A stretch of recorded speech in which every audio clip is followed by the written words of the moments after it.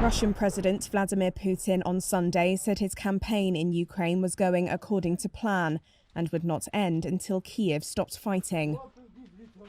His remarks were made in a phone call with Turkish President Tayyip Erdogan, who appealed for a ceasefire in the conflict, as did French President Emmanuel Macron, who held a nearly 2-hour phone call with Putin on Sunday.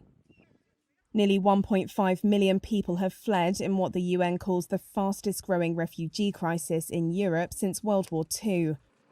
Efforts to evacuate some of the 400,000 residents from the heavily bombarded city of Mariupol failed for a second day on Sunday. The Ukrainian coastal city has endured days of shelling, trapping people without heat, power and water. Kyiv has renewed its appeal to the West to toughen sanctions, and Ukrainian President Volodymyr Zelensky asked again on Sunday for a no-fly zone to be introduced for all Russian rockets. If you don't do it, if you do not provide us with at least planes so that we can defend ourselves, then there is only one conclusion to make. You also want us to be killed very slowly.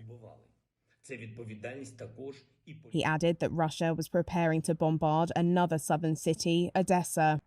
Washington and its NATO allies have resisted Ukraine's appeals for a no-fly zone for fear that it would escalate the conflict beyond Ukraine's borders. US Secretary of State Antony Blinken on Sunday said that the US had seen very credible reports of deliberate attacks on civilians, and that Washington was documenting these reports to support potential war crimes investigations. Russia denies attacking civilian areas. The West has ratcheted up sanctions and scaled up efforts to rearm Ukraine, sending in items ranging from Stinger missiles to anti-tank weapons.